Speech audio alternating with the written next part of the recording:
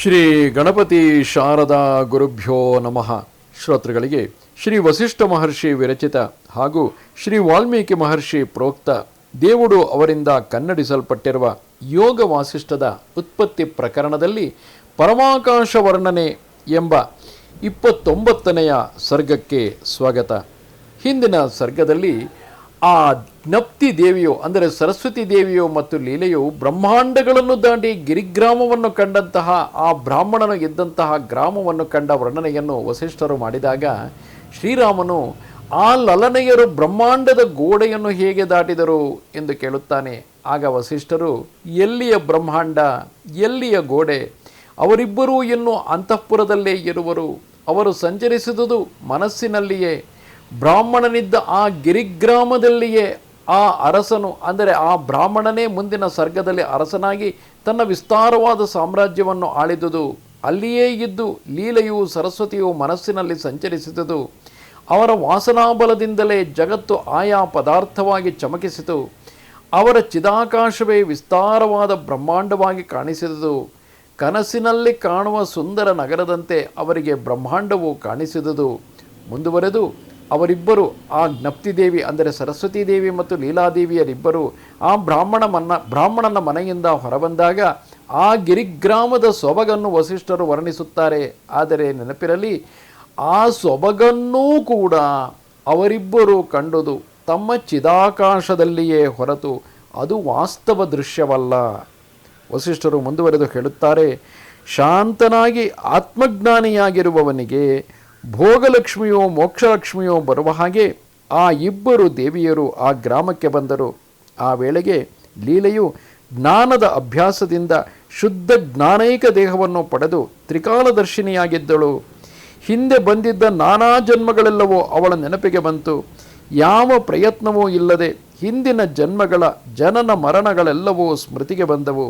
ಆಗ ಲೀಲೆಯು ಹೇಳುತ್ತಾಳೆ, ದೇವಿ, ಈ ದೇಶವನ್ನು ನೋಡಿ ನಾನು ಇಲ್ಲಿ ಏನೇನು ಮಾಡಿದ್ದೆನೋ ಅದೆಲ್ಲವನ್ನು ನಿನ್ನ ಪ್ರಸಾದದಿಂದ ಸ್ಮರಿಸಿಕೊಂಡೆನು.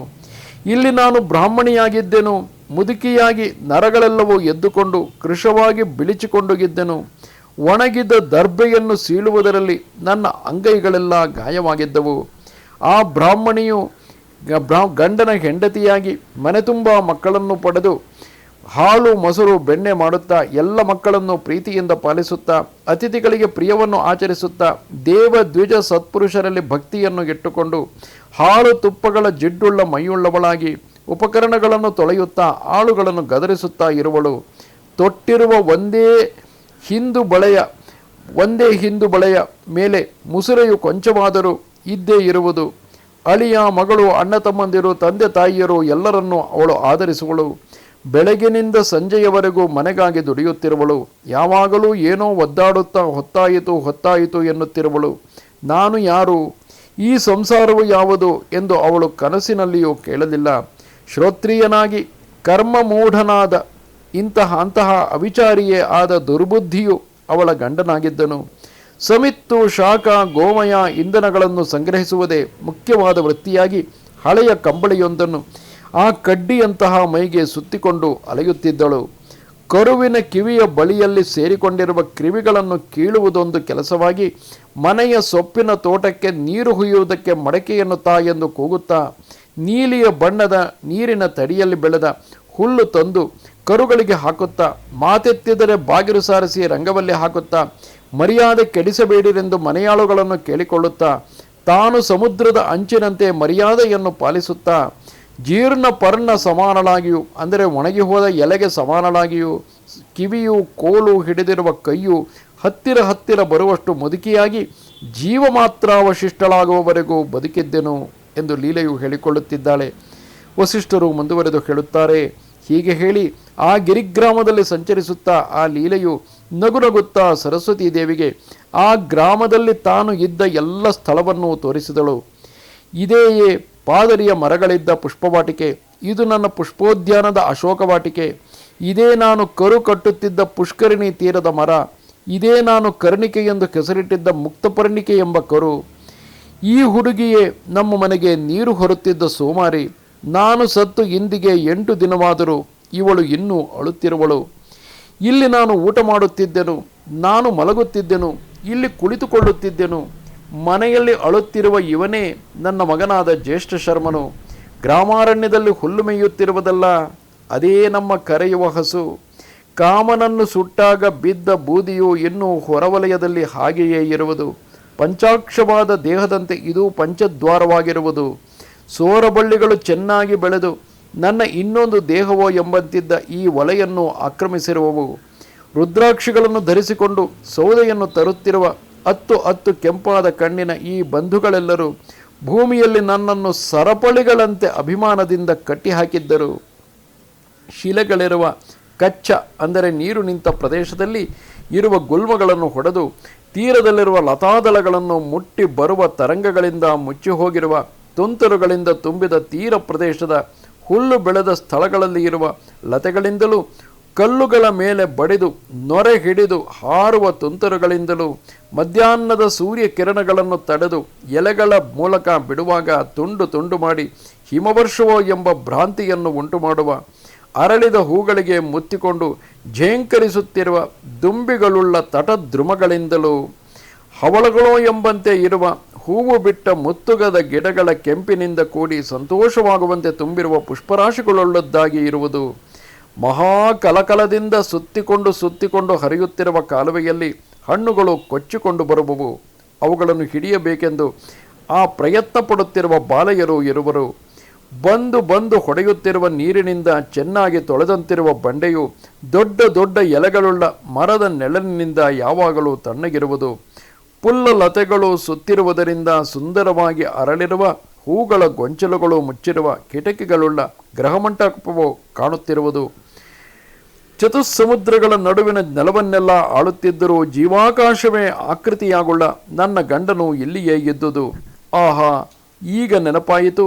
ನಾನು ಶೀಘ್ರವಾಗಿ ರಾಜನಾಗಬಾರದೆ ಎಂದು ಆತನು ಬಹುತೀವ್ರವಾಗಿ ಆಸೆಪಟ್ಟಿದ್ದನು.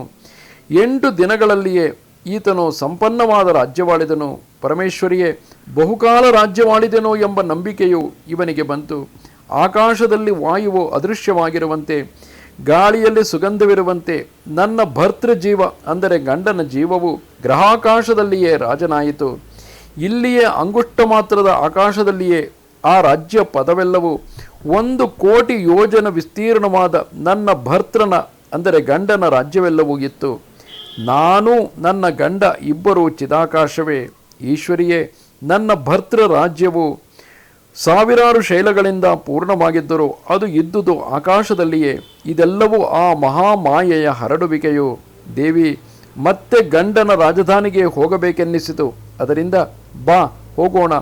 ವ್ಯವಸಾಯಿಗಳಿಗೆ ದೂರವೆಲ್ಲಿಯದು. ಇಲ್ಲಿ ವ್ಯವಸಾಯ ಶಬ್ದವನ್ನು ಬ್ರಹ್ಮಜ್ಞಾನಾಭ್ಯಾಸ ಎಂಬ ಅರ್ಥದಲ್ಲಿ ತೆಗೆದುಕೊಳ್ಳುವುದು ಸರಿ ಎಂದು ತೋರುತ್ತದೆ. ವಸಿಷ್ಠರು ಹೇಳುತ್ತಾರೆ. ಹೀಗೆ ಹೇಳಿ ಲೀಲೆಯು ದೇವಿಗೆ ನಮಸ್ಕಾರ ಮಾಡಿ ಅವಳೊಡನೆ ಗೃಹಮಂಟಪವನ್ನು ಪ್ರವೇಶಿಸಿ ಹಕ್ಕಿಯಂತೆ ಆಕಾಶದಲ್ಲಿ ಹಾರಿದಳು.